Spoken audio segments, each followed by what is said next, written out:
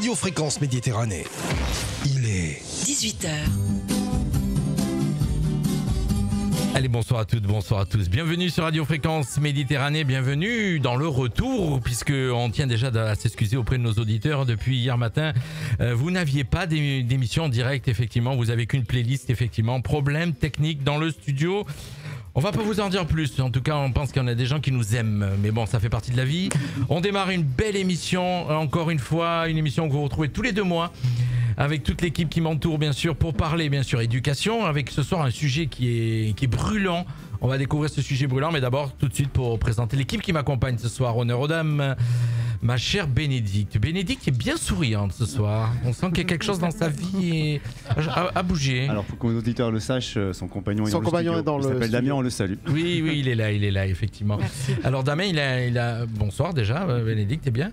Voilà. Rapproche un tout petit peu le micro ou alors redresse-le. Depuis le temps que tu viens au studio, tu devrais connaître par cœur. Allez, voilà. la petite voilà. pour commencer. Allez, paf. Elle a la chance d'avoir quelqu'un qui l'emmène dans les étoiles.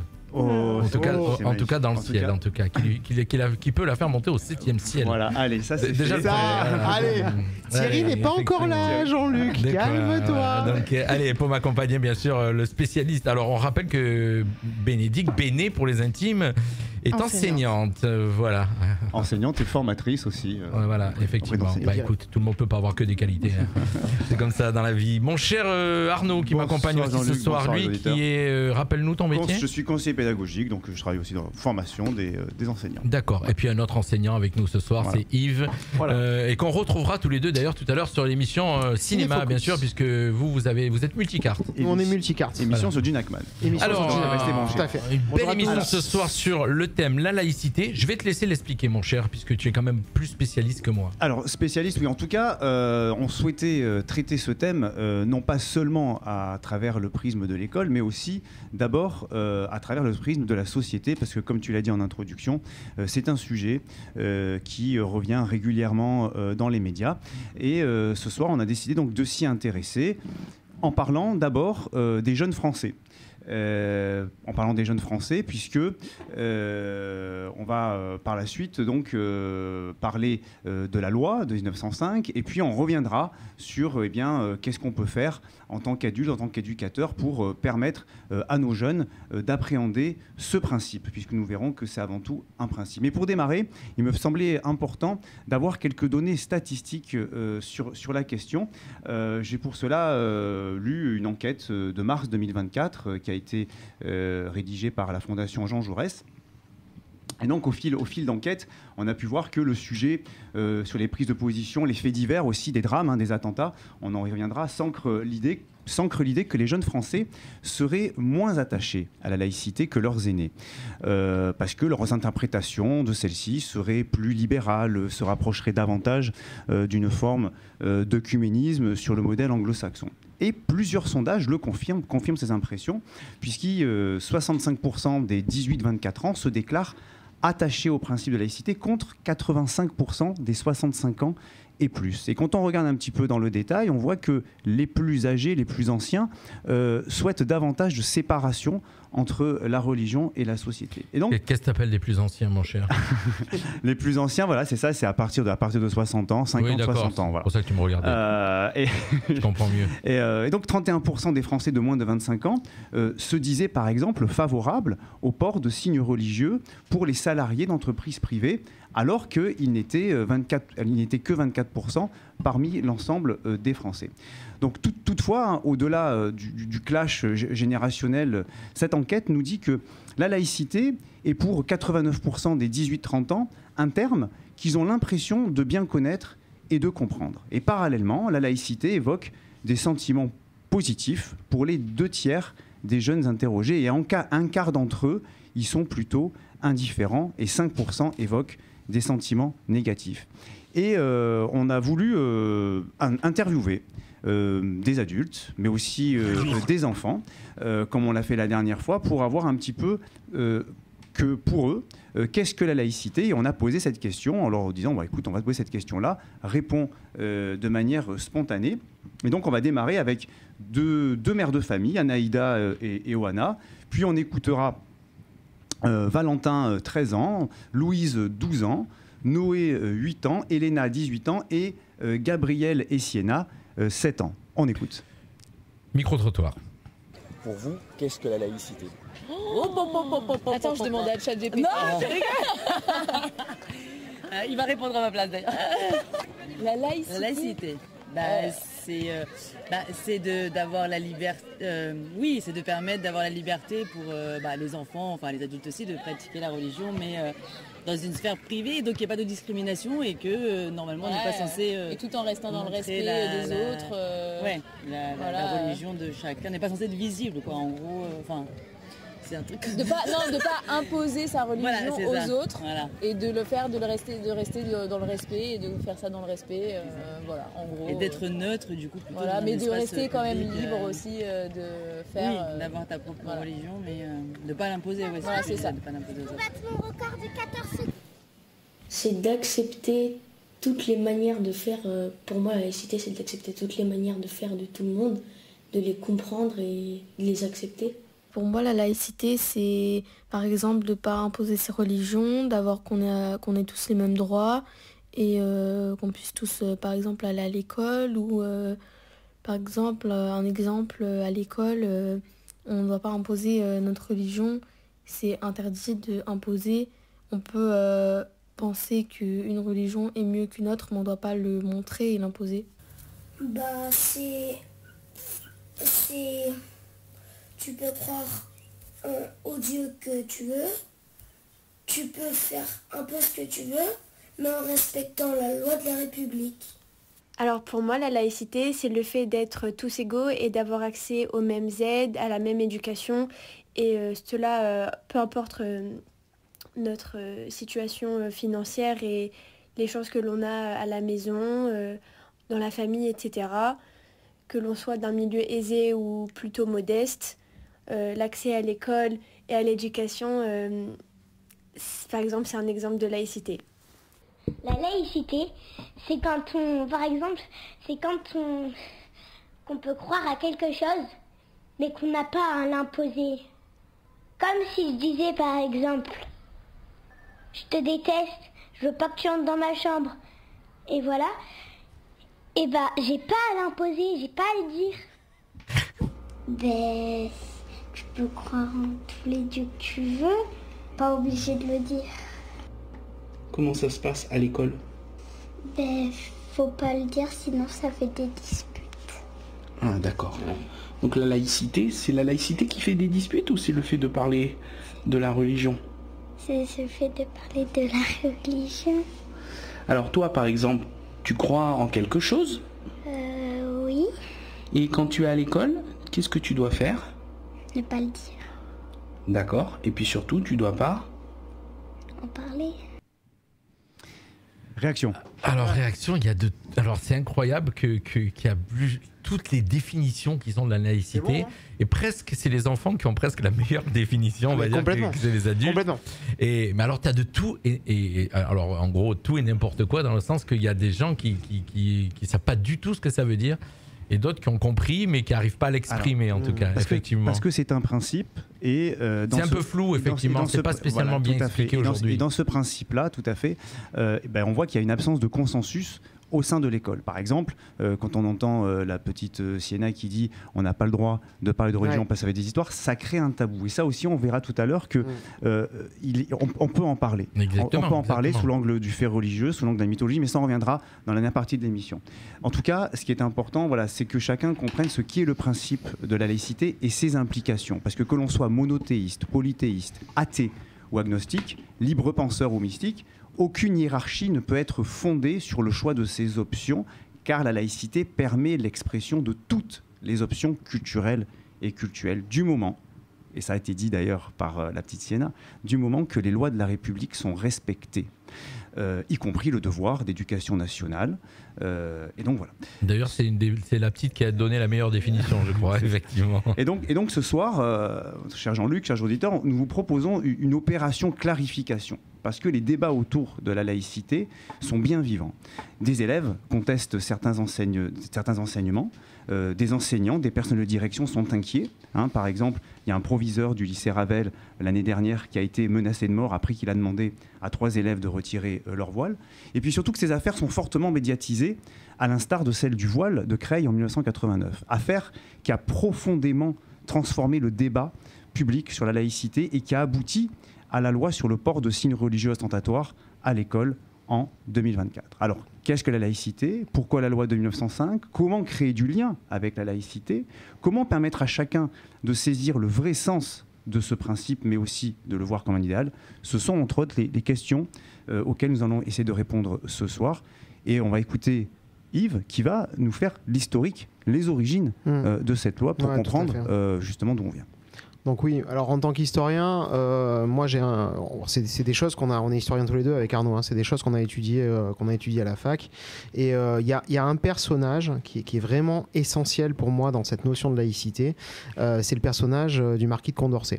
La plus grande spécialiste de la laïcité en France, donc c'est une philosophe française qui s'appelle Catherine Kinsler, et elle a écrit un article sur Condorcet que j'ai résumé pour qu'on réfléchisse un peu.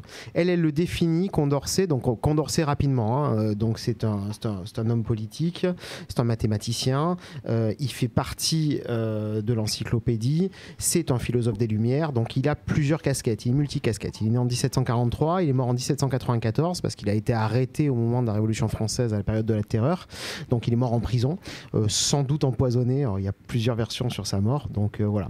Elle dit que c'est clairement le penseur clé de cette notion de la laïcité, parce que c'est lui qui va dans ce XVIIIe siècle, dans cette fin de XVIIIe siècle, poser les bases d'une éducation qui va être publique et laïque.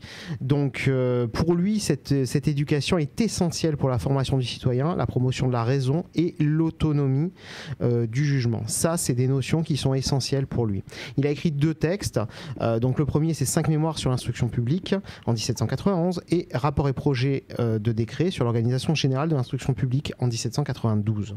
Donc ces 2 œuvres sont à la base de l'école républicaine et va permettre à l'école républicaine d'arriver, et c'est vraiment lui qui est à la base de tout ça. D'un point de vue général, donc comme je vous ai dit, c'est un philosophe lumière. Je vous donne quelques-unes de ses idées pour que vous compreniez bien le personnage. À son époque, il est avant-gardiste parce qu'il est favorable aux droits politiques des femmes, il est opposé à l'esclavage, il est opposé à la peine de mort. Je précise, il est mort en 1794. Au niveau de l'école, donc pour lui, l'école, c'est une question qui est essentielle. C'est une question que doit se poser tout peuple souverain. C'est vraiment très important. Car faute de connaissances, il le dit, un peuple s'expose à devenir son propre tyran. Un peuple ne peut être libre qu'en s'appropriant les objets d'un savoir désintéressé au sein d'une école qui va être publique, c'est-à-dire ouverte à tous. Cette école, elle doit être gratuite, elle doit être ouverte autant aux garçons qu'aux filles, ça aussi, c'est excellent. Et surtout, cette école doit respecter la liberté de chaque individu. L'école doit instruire et non imposer une éducation conforme à une norme, quelle qu'elle soit. C'est pourquoi il rejette en fait l'instruction publique, en fait, tout enseignement qui va être religieux. C'est le premier à faire ça. Tout enseignement qui va recourir, comme il le dit, à la séduction, à l'affectivité ou à la pure autorité. C'est la base de l'enseignement que l'on qualifiera par la suite de laïque. Donc, par la suite, il dira que il est important aussi de se mettre au niveau des élèves qu'on va accueillir dans cette école publique. Donc ça veut dire qu'en fait qu'il faut comprendre le rythme de ces élèves et les aider à progresser, c'est essentiel, par le biais du principe d'égalité, parce qu'il y a un autre principe qui va avec celui du principe d'égalité, c'est le principe d'excellence, car il part du point de vue qu'on ne doit mettre personne de côté. Toute personne a la potentielle capacité d'avoir justement des capacités, et grâce à l'école laïque, il peut développer ses capacités. C'est ça la notion d'excellence. Parce que dans l'excellence, on peut avoir des qualités différentes en chacun. Et ça, c'est vraiment important pour lui. Il précise aussi, et dernière chose, que l'instruction sera donnée dans une institution d'État qui va être présente de manière homogène sur l'ensemble du territoire national. Là aussi, essentiel sur la question des maîtres. Les maîtres seront recrutés sur leur degré de maîtrise des savoirs. Leur statut les mettra à l'abri des pressions qu'elles viennent à la fois de la société, des pouvoirs idéologiques ou religieux, mais aussi du pouvoir politique. Ça, c'est vraiment important. À ses yeux, enfin, aucun pouvoir, y compris celui qui émane de la souveraineté populaire, n'a compétence pour dire ce qui est vrai de ce qui est faux, pour en fait régenter le savoir ou pour imposer des méthodes d'enseignement. Les maîtres ont une liberté complète et totale. Juste, ça c'est les idées générales que décrit dans cet article qui fait 50 pages. Là j'ai résumé en une page. Donc Catherine Kinsler. Moi il y a deux choses de Catherine Kinsler que je voudrais dire parce qu'elle parle de la laïcité aujourd'hui et je terminerai là-dessus. C'est que pour elle, la laïcité, pour qu'il n'y ait pas de mauvaise interprétation, il faut comprendre que ça combine deux principes. D'une part, ceux qui participent à l'autorité publique s'abstiennent au sujet des croyances ou des incroyances. Et d'autre part, partout ailleurs règne la liberté d'expression. C'est essentiel. Et une dernière chose, ça, cette phrase pour moi elle est essentielle, c'est Kinsler qui l'a dit, elle reprend la pensée de Condorcet dans le deuxième texte, donc rapport et projet, voilà, c'est la laïcité ne s'oppose pas aux religions, mais à leur prétention à faire la loi.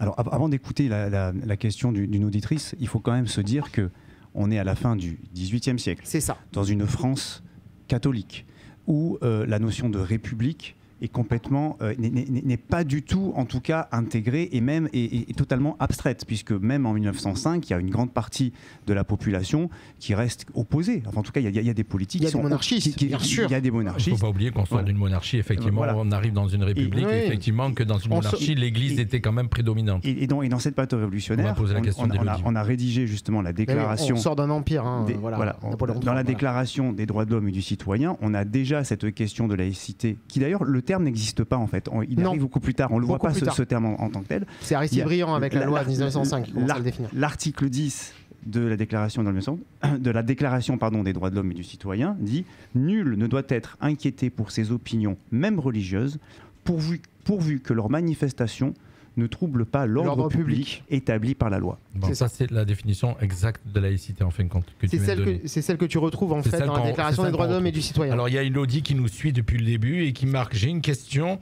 Elle vous pose une question. Je suis pour la laïcité, c'est très important. Mais quand Macron a décidé d'enlever la croix des invalides pour la laïcité, vous en pensez quoi? Première question. Normal, la croix, c'est religieux. Point d'interrogation. Ou plutôt non, c'est un monument, il devrait rester tel quel pour l'histoire de notre pays. Alors c'est facile, je réponds très rapidement. Pierre Nora est mort il y a 2 jours, c'est un monument historique. Sur les monuments historiques, on peut laisser des signes religieux. C'est aussi simple que ça. Donc c'est une erreur. Donc voilà, c'est ton avis. C'est pas mon avis, c'est la réalité. En tout cas, cette première question, elle est très intéressante parce Bien sûr, elle est excellente. Chaque situation, chaque cas pratique, Elodie Chanterelle. Et justement, peut être sujet à interprétation. Oui. Bénédicte, nous t'écoutons. Je bois vos paroles. Donc voilà, donc ce qu'il faut bien se rappeler, c'est que donc on vient donc on arrive donc en 1905 sur la loi, et la loi qui justement, qu'est-ce qu'elle dit? L'important, l'article 1er dit « La République assure la liberté de conscience. Elle garantit le libre exercice des cultes sous les seules restrictions édictées ci-après dans l'intérêt public. » Permets de te couper. Tu parles de la loi de 1905 oui. Comme si c'était une évidence. Loi de 1905, séparation Église et l'État, Aristide Briand. Voilà, bien sûr, merci Bénédicte. Voilà. Belle intervention. C'est la loi, voilà. Non, mais c'est important parce que... Bien sûr. Pourquoi on parle de cette loi-là? C'est que c'est le début de notre discussion. On parle de cette. Tout à fait. On a beaucoup discuté pour préparer cette émission. C'est pour ça qu'on se rejoint tous les 2 mois, parce qu'on réfléchit. Voilà, moi j'avais. D'accord, il y a des désaccords entre vous trois. Non, c'était pas des désaccords. C'est juste que cette question-là, on trouvait. Après, ils m'ont fait taire. Voilà, on trouvait. Alors, c'est plus facile. Je veux dire, laïcité est beaucoup plus facile quand tu as quelqu'un comme moi qui est athée. c'est une évidence. Oui, ou pas, parce que même tu peux être croyant, ça pose pas de problème non plus. C'est un principe et qui est régi par le droit. C'est aussi simple que ça. Non, mais je te dis ça. Moi, en étant athée, je trouve que c'est une évidence. Aujourd'hui, proportionnellement, ce sont les athées qui sont majoritaires en France. Mais bien sûr. Voilà. Après, comme le disait Bénédicte, est-ce que tu peux justement nous dire à nos auditeurs, pourquoi est-ce que tu avais quelque part quelques inquiétudes sur le fait d'aborder cette question-là? Alors déjà parce que j'avais l'impression de moi-même pas bien connaître le sens de ce principe. J'étais pas au clair, un peu comme les personnes qu'on a entendues. Qu'on a entendues, effectivement. J'avais l'impression que je percevais ce que ça pouvait être, mais j'étais pas certaine de moi, en fait. J'hésitais. Ouais, t'avais des doutes. Quand je discutais avec Yves, je me rendais compte qu'on avait des définitions pas tout à fait identiques. Avec Arnaud, pareil. Et on s'est trouvé, la première fois qu'on a discuté tous les trois, à se dire... Ah, mais en fait, déjà, à la base, il faudrait peut-être qu'on rende uniforme la définition. Pour que ça soit au clair. Et si nous, on n'est pas au clair, sans doute que tout le monde n'est pas au clair. Effectivement. Beaucoup de gens, en tout cas, ne sont pas On a vu que déjà, sur le petit micro-trottoir, il y avait des enfants, mais le nombre d'interprétations différentes qu'il y avait, quand je veux dire. Et après, la question, c'était, on se demandait... Alors, on s'est dit que c'était un sujet un peu polémique aussi, parce que ça a soulevé des débats qui étaient... On pouvait utiliser ce principe pour soulever des débats qui finalement n'étaient peut-être pas en lien avec le principe. C'est un principe qui peut être manipulé à mauvais escient. Qui est souvent manipulé à mauvais escient. Voilà, Mais toujours au même endroit, si vous regardez bien. Oh, après, non, mais le problème de laïcité revient toujours à l'école. Oui, tout à fait. Dans votre métier. En dehors, tu l'entends moins, en fin de compte. Dans la sphère professionnelle, il y a des problèmes de laïcité, mais beaucoup moins, puisque déjà tu es régi par un code de l'entreprise, bien sûr. Un code de l'entreprise et tout. Il y a des problèmes, mais en fin de compte, là où vous le vivez le plus, c'est dans l'enseignement. C'est-à-dire que nous, on doit à la fois avoir cette posture que tu décrivais tout à l'heure, la posture du maître qui doit à la fois avoir une liberté de pouvoir exercer et en même temps le devoir de réserve, etc. On est quand même mis au devant de Samuel Paty, Dominique Bernard, bien sûr. Oui, c'est ce que je te dis, mais tu retrouves ça dans l'enseignement. Voilà, et donc c'est vrai qu'il y a plein de collègues qui sont craintifs ou qui n'ont pas forcément envie d'aborder certains thèmes à l'école. Plus au collège et en élémentaire, c'est un peu différent. Mais parce que on ne sait jamais. Et moi-même, je me dis... fonction des élèves qu'on a en face de nous, si nous-mêmes on maîtrise pas bien le principe, comment on va faire pour le transmettre? Bien sûr. Et puis finalement, on s'est dit avec Arnaud et Yves, finalement la meilleure façon de sortir de cette peur et de cette crainte, c'est d'aller chercher, de s'informer et de se dire, c'est une forme de... Ne pas le dire, c'est presque reculer, quoi. Donc parlons-en. Et c'est aussi ce qui se passe beaucoup aujourd'hui dans l'enseignement, effectivement, par peur, parce que je vais te poser une question... peut-être pas toi, peut-être personnellement touché, mais si dans une de tes classes, dans une de vos classes, il y a un élève qui a, alors on va prendre toutes les manières pour pas cibler une religion, qui a un voile, qui a une croix qui est grande qui est apparente sur le torse ou une kippa, qu'est-ce que vous faites? Vous laissez faire ou vous prenez ce principe de laïcité, vous faites enlever? Alors, on va en parler. On va en parler. Effectivement, il y a en tout cas sur la question au niveau des professionnels de l'éducation, beaucoup se sentent verrouillés, soit par peur de dire des bêtises, effectivement, ou de créer des crispations. Et là-dessus, on a des chiffres, on a des statistiques. On a par exemple 13% des enseignants déclarent avoir été confrontés à des contestations d'élèves lors des moments de recueillement organisés à la suite des attentats de janvier 2015 ou après, puis en novembre 2015. Placés dans des conditions d'anonymat, 38% des enseignants déclarent que leur école ou leur établissement, ils ont pu être témoins de certains enseignements, lesquels? Le PS, l'histoire géo, on va y revenir là-dessus, et la SVT. Et 56% en éducation prioritaire. Donc ça veut dire que le chiffre augmente énormément en éducation prioritaire. Pourquoi? Parce qu'effectivement, il y a difficulté quand il y a une homogénéité culturelle. Il y a dans certaines zones, effectivement, du moment qu'on est juste entre nous, on va avoir des difficultés à aller vers l'autre. Parce que c'est ça en réalité. Si je ne comprends pas l'autre, si je ne comprends pas l'altérité, si je ne fais pas l'effort de connaître la mythologie musulmane, la mythologie hébraïque, la mythologie chrétienne, eh bien, encore une fois, ce que je ne connais pas, je vais donc, moi, me crisper. Et c'est un vrai travail de fond. Parce que qui sont visés en réalité? Ce sont surtout les profs d'histoire. Samuel Paty, Dominique Bernard. Non, lui, était prof de français. Oui, mais l'enquête a démontré. On pensait que c'était un prof d'histoire. Pourquoi? Parce que c'est eux qui travaillent l'enseignement moral et civique. Et ça, je pense que c'est quelque chose sur lequel il faut essayer de réfléchir. Tout le monde doit faire de l'enseignement moral et civique. Ça ne doit pas être concentré justement sur une seule matière, sur une personne. Parce que si tous les professeurs d'histoire géo ou autres faisaient cette séance qui a créé cette polémique-là, ce drame et cet attentat, puisqu'en fait le but c'est quoi? C'est de créer la terreur. Si collectivement on le fait tous, eh bien je crois que là aussi, je suis convaincu que là on pourrait faire corps. Il y a des événements qui sont organisés. Je pense notamment, je ne sais plus, dans le rectorat de Besançon il y a quelques années, où on organisait des visites de synagogues avec un imam, justement, où on emmenait les jeunes visiter synagogues, rencontrer un rabbin, des jeunes de collège et de lycée. Et en fait, ils se rendaient compte que dans les écritures, il y avait énormément de points communs. Mais de toute façon, dans les 3 religions, moi j'ai été prof d'histoire géo pendant très longtemps. Je précise, à l'école, au collège, en 6e, 5e, on enseigne l'histoire des religions. On enseigne en l'occurrence l'histoire, on les prend dans l'ordre, l'histoire du judaïsme, l'histoire du christianisme et l'histoire de l'islam, qui est la plus récente, puisque l'hégire c'est 621. Donc, voilà. Donc pour le coup, c'est quelque chose qu'on enseigne, c'est quelque chose qu'on fait, et c'est quelque chose qu'on apprend. Et tout à fait, et on l'enseigne. Et c'est vrai qu'il faut être dans la confiance, il faut effectivement être attentif, il faut qu'il y ait une expression au départ. Et si cette expression au départ, elle peut être radicale, bon, très bien, on l'accueille, mais il ne faut pas se suffire à ça. Il faut justement aller vers qu'est-ce qui nous unit, retrouver ce qui unit les hommes plutôt que de ce qui les divise. Et c'est ça qui n'est pas facile. C'est ça qui n'est pas facile. Parce que la laïcité, ce n'est pas seulement, c'est pas une simple séparation ou une simple neutralité confessionnelle. Certes, nous, en tant que professeurs, en tant que représentants de l'État, on doit être neutre. Même une croix ou une main de Fatma ou une étoile de David, on doit pas l'avoir, nous, en tant que professeur. Parce que si on me voit Arnaud Balducci avec une croix, on ne voit plus Arnaud Balducci le professeur, on voit Arnaud Balducci le chrétien. Et ça, en tant que... Alors là, tu parles pour un professeur, mais sur un élève. Par rapport à la question que tu as posée tout à l'heure. Après, sur un élève, qu'est-ce qui s'est passé? C'est que l'espace scolaire est un espace neutre.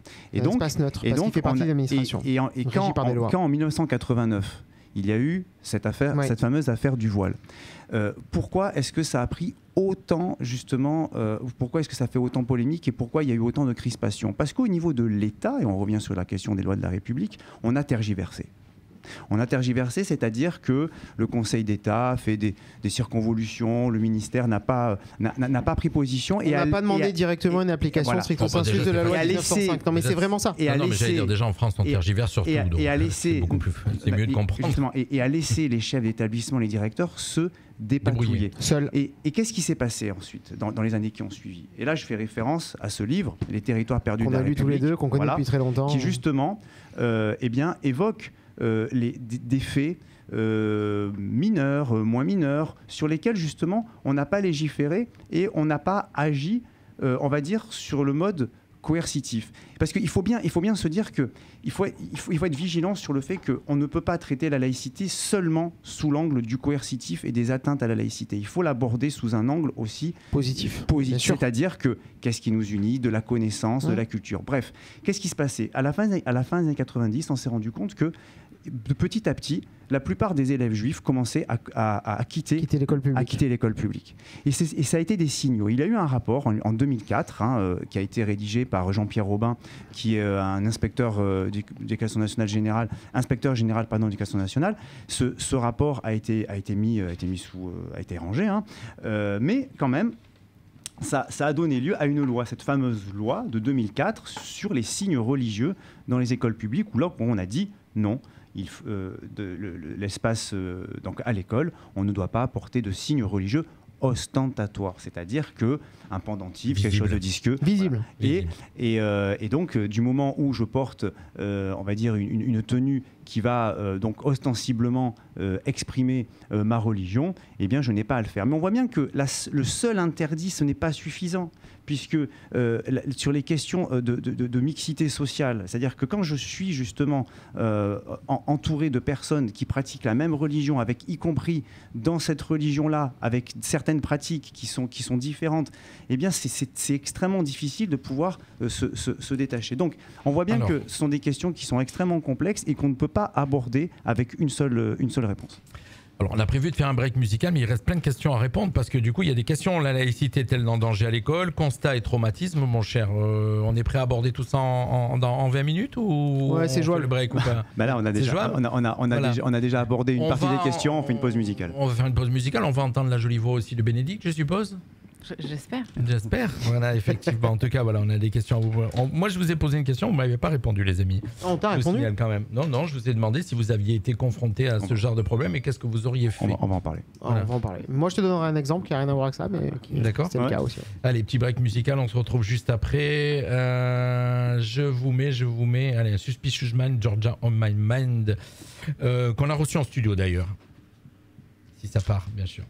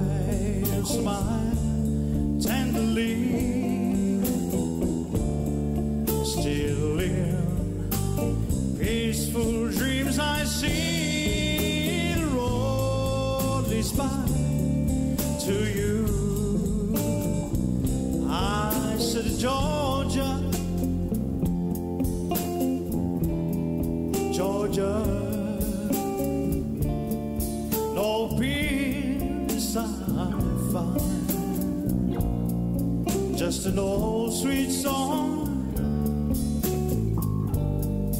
Keep Georgia on my mind.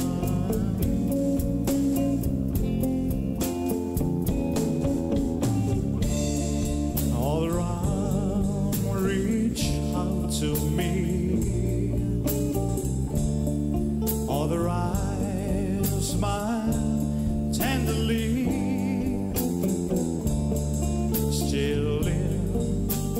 Peaceful dreams I see, the road leads back to you. Oh, Georgia, Georgia,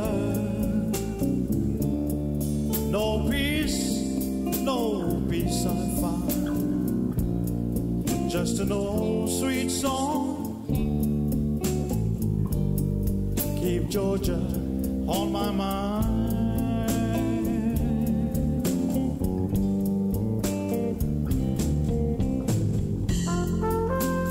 Allez, Georgia on my mind avec notre ami Pete Steven. Fréquence Méditerranée, de la pop, du rock, les meilleurs hits des années 80 à aujourd'hui, mais toujours en version 100% soleil. On est de retour avec toute mon équipe pour nous accompagner dans cette émission d'éducation, bien sûr, avec ce thème, la laïcité. On a abordé plein de sujets depuis le début, puis si vous avez raté, vous la réécoutez, bien sûr, puisque tout à l'heure, elle sera en réécoute, bien sûr, sur Facebook. Avec nous, pour m'accompagner, toujours pareil, la jolie Bénédicte, le gentil Arnaud, Yves, je sais pas. Et le méchant Yves. Voilà, effectivement. En tout cas, alors je vous ai posé une question tout à l'heure et vous m'aviez pas vraiment répondu. Je vous ai demandé si vous aviez été confronté et si vous étiez confronté à ce sujet de laïcité, c'est-à-dire en tout cas un signe ostentatoire de religion dans une de vos classes. Toi Arnaud, tu as plus de classe, donc mais Bénédicte, avec alors j'ai bien dit pour pas stigmatiser une religion. Même si hors antenne, je disais que c'est souvent un cas qui crée problème. Est-ce que si vous aviez une croix, une kippa ou un foulard, qu'est-ce que vous feriez dans cette situation-là, mon cher Yves? La réponse claire et précise. La réponse claire, nette et précise, c'est interdit dans un espace public. Donc, je demande à la personne de sortir de la classe. Elle est envoyée chez le CPE et ensuite, elle va à la direction. D'accord. Alors, tu demandes de sortir de la classe ou d'abord, tu lui demandes d'enlever son signe? Je lui demande d'enlever, effectivement, parce que ça paraît logique. Après, je t'arrête de suite. En fait, ta question, je m'excuse Jean-Luc, ta question elle est pas bonne parce que déjà tu peux pas rentrer dans l'établissement avec. Donc déjà ta question elle est nulle et non avenue. Dans un établissement, tu peux pas rentrer avec une énorme croix, avec une kippa et tu peux pas rentrer non plus avec un voile. Ça veut dire que c'est filtré. Ça veut dire, mais bien sûr, parce que c'est la base. Alors toi tu es à Monaco. Non, ça n'a rien à voir. Je parle de la France là. Je pose la question. Non, je parle de la France, rien à voir. On est dans un établissement en France. Bénédicte, bon, je rejoins Yves sur le fait qu'on peut pas entrer avec un signe. Voilà, donc en théorie. Mais on voilà. Non. Alors ça veut dire, imaginons que je suis. Alors moi par exemple, je sais que. Si je vous pose la question en théorie, c'est parce que j'ai accès des fois dans certains collèges où j'ai vu à l'intérieur les sites. Alors ils sont peut-être remis après. Mais en tout cas, je l'ai vu. Dans un collège, c'est pas possible. Ça peut être à la sortie. Collège privé. Ou alors dans un collège privé. Tu interviens dans un collège privé, donc d'enseignement privé. Donc moi, si tu es à Monaco, les élèves peuvent venir avec une croix parce qu'on est dans un État qui est en concordat avec le Vatican. Et en plus, moi, je suis dans un établissement catholique. Bénédicte, j'ai pas laissé répondre. Vas-y. Oui. Alors, effectivement, il y a la question du filtrage. Un collège où j'étais récemment, je t'en ai parlé, je crois, dans Nice, où justement, au moment de l'entrée, par exemple 13h-10, un gros flux d'élèves, beaucoup d'élèves voilés, le matin, midi, voilà. des jeunes filles, voilà, beaucoup de signes religieux. Voilà. Et en fait, effectivement, au moment il y a une espèce de sas d'arrivée, et au moment où elles entrent, où elles vont pour entrer, voilà, elles enlèvent leur voile. Et une fois dans la cour, moi en fait, il se trouve que c'était le hasard, mais j'étais en train de rentrer aussi pour aller à une réunion. Donc je me suis dit, tiens, c'est intéressant de voir comment c'est géré. Comment ça se passe? Alors c'est très bien géré pour le coup, et alors qu'il y a énormément d'élèves. Et je pense qu'il y a justement, pour faire le lien avec les établissements et qu'est-ce qu'on peut mettre en place, je pense que les établissements se sont vraiment saisis des moyens certains d'accompagner ces élèves-là justement à ce qu'ils puissent entendre et se conformer au principe de laïcité. Et j'ai trouvé que ça se faisait d'une façon fluide, dans le calme, et une fois à l'intérieur, dans la cour de récré, juste là, en train de rentrer dans les cours, effectivement, il n'y a plus de signes ostentatoires et les élèves Parce que tu es dans un espace qui est sanctifié. C'est la réalité. Voilà. Après, pour revenir, excuse-moi Jean-Luc, à ta question initiale, il y a quand même un cadre qui est posé. Et alors, je te rejoins et je te rejoins pas trop. Attention, ça va se compliquer pour toi. Parce que sur le cadre, effectivement, il ne doit pas y avoir de signes ostentatoires. Toutefois, on a un plan laïcité qui est de 2022 et qui vient cadrer justement les établissements scolaires suite aux attentats, etc. Tu réponds à la question, une des questions de comment expliquer la loi de 1905 et ses principes à nos enfants. Alors ça, c'est je laisserai Arnaud. Mais ça, je le ferai tout à l'heure. Je ferai un résumé rapide. Il y a 4 axes. Mais en même temps, pour tu réponds un petit peu. Pour personnel établissement scolaire, enseignants, chefs d'établissement, tous les personnels de l'éducation nationale. Donc le plan 2022, c'est 4 axes.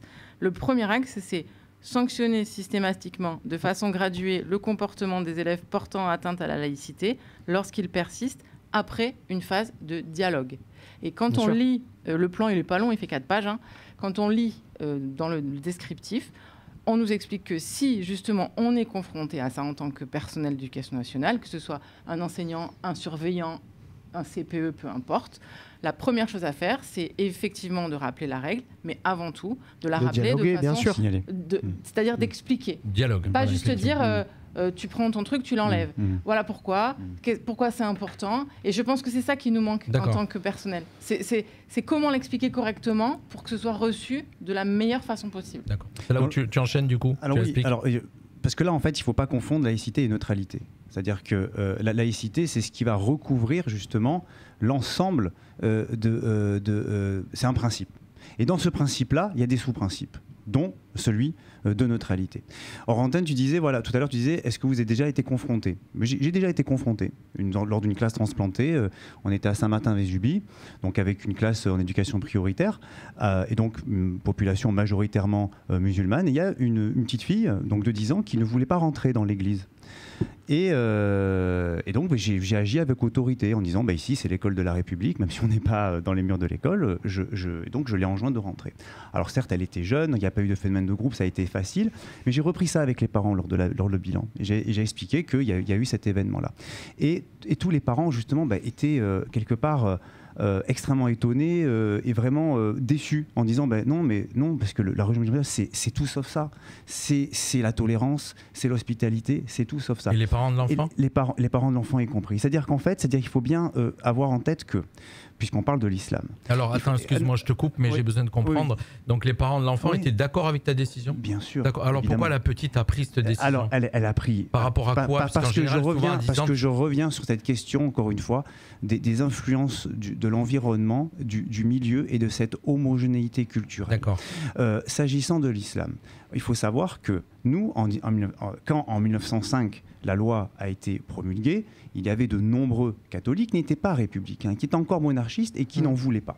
Aujourd'hui, quand on pose la question dans des enquêtes, selon vous, quelle est la proportion de musulmans dans notre pays ?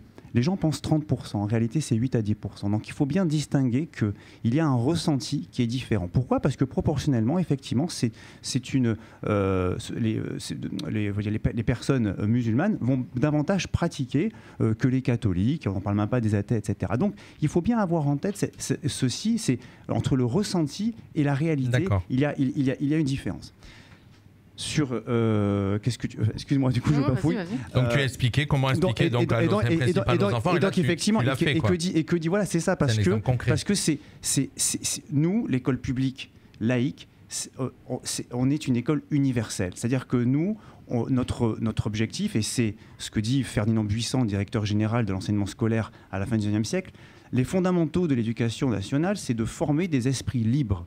La laïcité, elle est là pour émanciper, pour libérer, pour réunir, non pas pour séparer. On se sépare pas de sa foi. Quand on rentre, on a sa foi, qu'elle soit athée, et la foi athée n'est pas supérieure à la foi musulmane, qui n'est pas supérieure à la foi catholique. Non, on se sépare de la haine.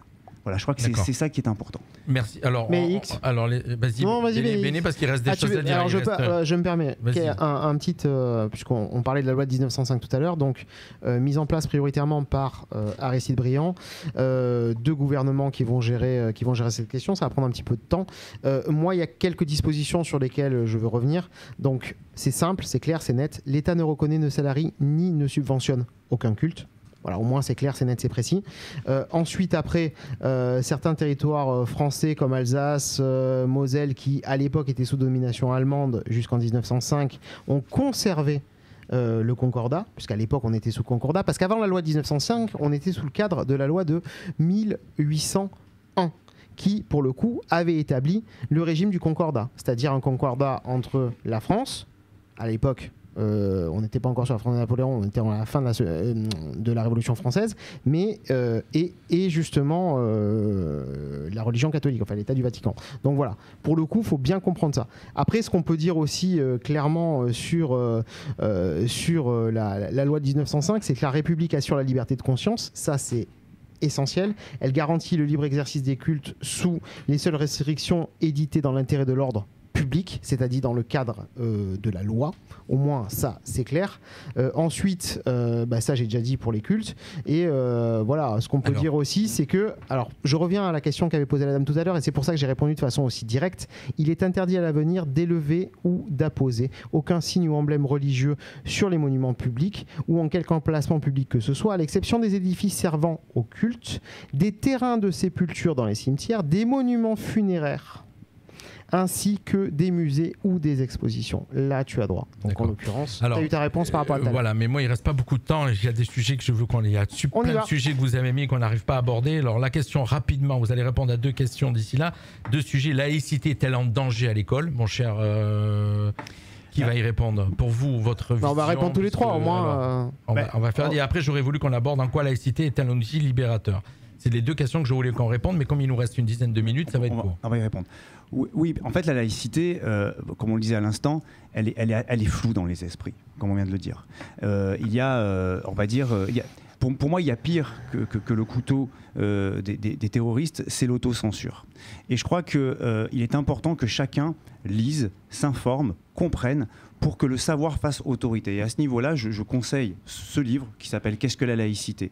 d'un professeur de philosophie, Henri Pénard-Ruiz. Parce que je crois que quand on ne comprend pas les choses, il faut aller chercher l'information. Il ne faut pas attendre que ça tombe tout seul.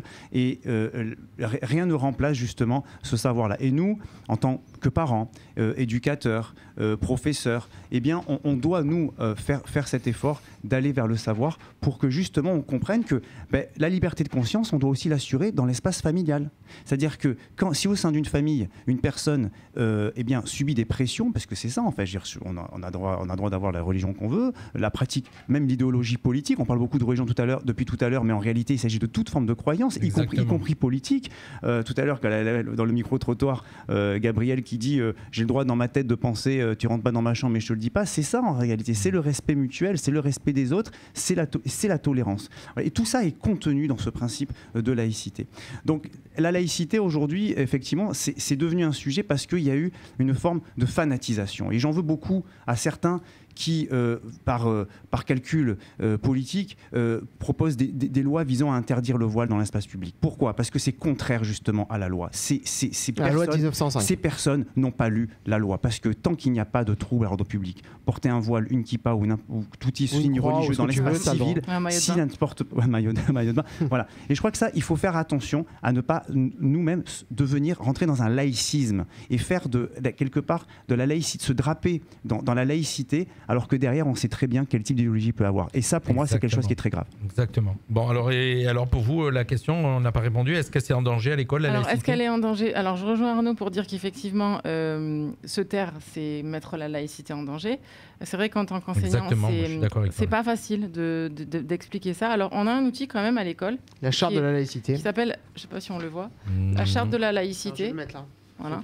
La charte de la laïcité. Elle existe en version pour les enfants aussi. Hein. Voilà. Ça, c'est une charte qui a 15 articles et qu'on est censé... Les enfants l'ont en début d'année?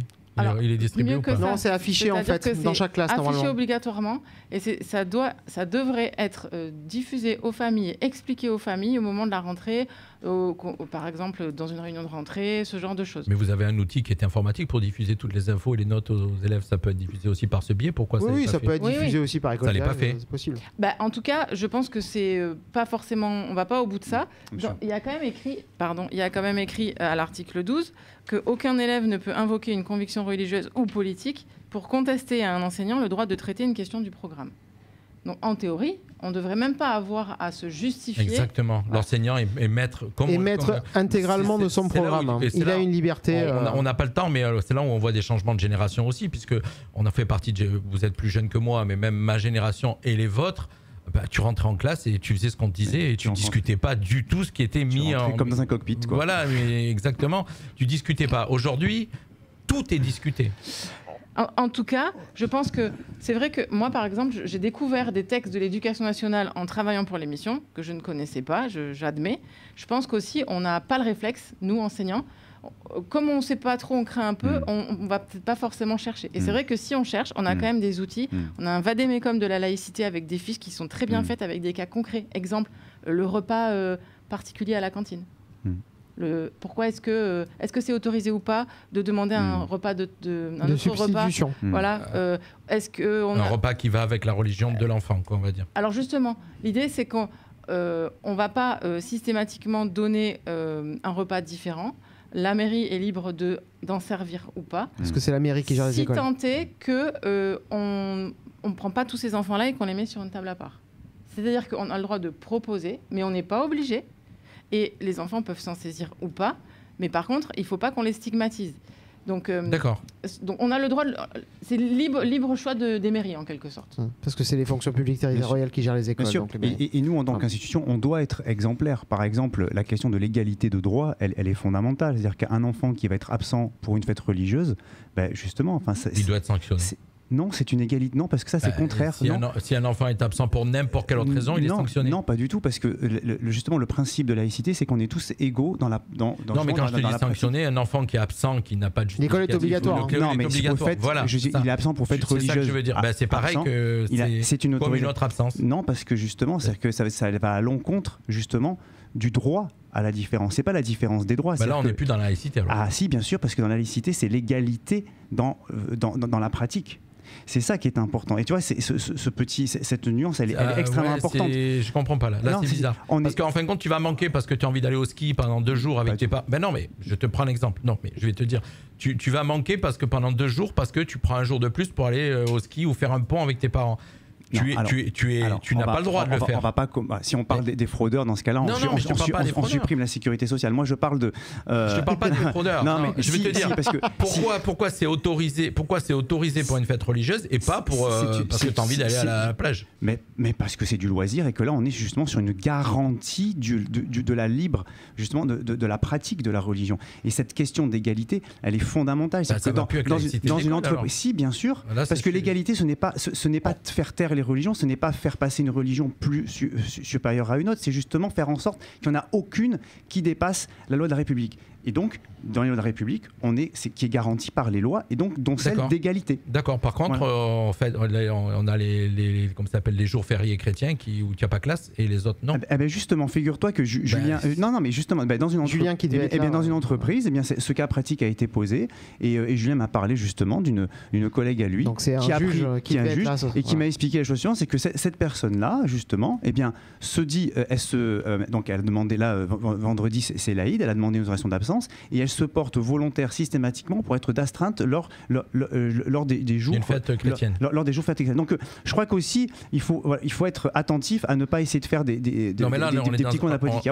Non, mais là on est dans un cas de bonne intelligence où c'est une pratique, voilà, mais c'est pas une pratique obligatoire. Non, alors s'il n'a pas envie de remplacer, il n'est pas obligé. Dans les faits, nous dans l'éducation nationale, un professeur qui va demander une autorisation d'absence pour une fête religieuse, elle peut être autorisée avec traitement sous réserve de fonctionnement du service. Alors on va pas avoir le temps, c'est dommage parce que c'était un super sujet et c'est là où ça me pose problème, c'est de la laïcité à géométrie variable pour moi. Non, ce n'est pas géométrie variable justement. On a traité beaucoup de choses quand même. Pas pour vous, je suis en train de penser du sujet là que tu viens juste d'aborder à la fin, des congés, pas des congés. Non, parce qu'on voit bien qu'il n'y a pas une réponse unique, à chaque fois il y a des réponses qui sont adaptées. On ne peut pas appuyer sur un bouton et de sortir une réponse toute faite. D'accord. Je crois que c'est important. Ce qui veut dire que si l'élève a une certaine religion qui n'est pas chrétienne, il fait les fêtes chrétiennes plus les siennes et il vient jamais à l'école. Mais après, qu'est-ce que j'en sais qu'il fait? Non, mais il va pas fêter. Après nous, si tu veux, on est dans un pays d'origine chrétienne. Il est autorisé à le faire, historiquement, culturellement, on est dans un pays qui a une histoire et en l'occurrence, cette histoire c'est aussi fondée autour de la chrétienté. On s'est sécularisé. Je crois que c'est important d'avoir ce terme-là.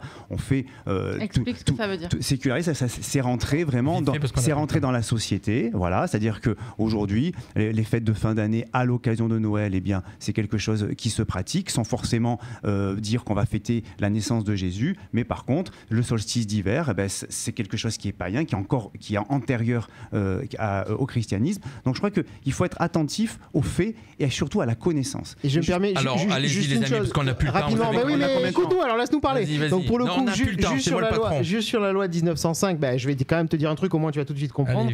La République assure la liberté de conscience. Donc là j'ai répondu à ta question. Elle garantit le libre exercice des cultes sous les seules restrictions édictées dans le cadre de l'intérêt de l'ordre public. Voilà. Ça a le mérite d'être clair. Donc si tu respectes la loi, ta liberté de conscience, elle t'est assurée. Arnaud, là je réponds à ta question. Il nous reste combien de temps, Jean-Luc? 1 minute. Alors 1 minute, moi j'aime... 2. Non mais on enchaîne une autre émission, il faut que je prépare 2 minutes, le plateau. Donc on va... Vous avez compris pourquoi bien sûr. On va conclure, il faut en parler. Il faut en parler le plus tôt possible car c'est un principe justement qui est émancipateur, qui est libérateur. Et là-dessus, je vous conseille de lire avec vos enfants et dans vos classes le feuilleton de Tzipora. Pourquoi? Parce que c'est un personnage de la Bible justement, elle est connue pour être l'épouse de Moïse, qui fuit l'Égypte où il a grandi. Et c'est un récit biblique, parce que la Bible, parce que ces écrits-là ne doivent pas être réservés aux seuls croyants. Et je crois que c'est important vraiment d'avoir cette idée qu'il faut connaître les choses. Il ne faut pas réserver les textes aux seuls personnes qui appartiennent à cette religion-là, parce que comprendre les différentes religions, eh bien c'est justement les mieux les connaître. Ça veut dire qu'on se comprend, on cherche ensemble et on cherche ce qui nous unit. Voilà, je crois que c'est important d'avoir cette idée qu'en parler. Je pense que c'est une émission, un sujet qu'il faudra peut-être reprendre en cours l'année prochaine parce qu'il est quand même assez intéressant. On le reprendra sous un autre angle puisqu'on abordera la question de l'éducation à la vie affective, relationnelle et à la sexualité qui fait partie justement des sujets qui parfois provoquent quelques débats. Moi j'aimerais bien faire une conclusion sur cette année, Jean-Luc. On te remercie de nous avoir permis. Merci beaucoup Jean-Luc. T'as été au top. De pouvoir nous exprimer. Même si ce soir il n'y a pas la clim, t'as été au top. Oui, il fait très chaud dans le studio, les amis. Donc on conclut cette première saison de l'heure de colle. On se retrouvera à la rentrée avec on va rester cette première saison de l'heure de colle. Et donc on te remercie Jean-Luc pour ta confiance. On remercie les auditeurs pour leur fidélité. Et je renouvelle d'ailleurs ma proposition de nous faire parvenir des sujets, des questions, des interrogations qui pourraient éventuellement nous servir. Vous nous envoyez tout ça par mail à contact@fmradio.fr bien sûr, ou alors par Messenger si vous le souhaitez. On va vite enchaîner, on va changer de plateau puisqu'on va enchaîner tout à l'heure avec une émission Ciné-Focus. Ouais, mais on est bon, t'inquiète, te fais pas de soucis, c'est prêt. Et voilà, donc oui, c'est tranquille, il a que changer il bouge même pas de place, c'est moi qui gère tout, donc c'est pas compliqué pour lui. Allez les amis, nous on se dit bye bye et puis merci à notre invité. On va avoir une petite discussion hors micro dans quelques instants. Bye bye à tous. Allez, bye bye à tous. Au revoir. Au revoir. Fréquence Méditerranée. La radio 100% soleil. La radio 100% soleil.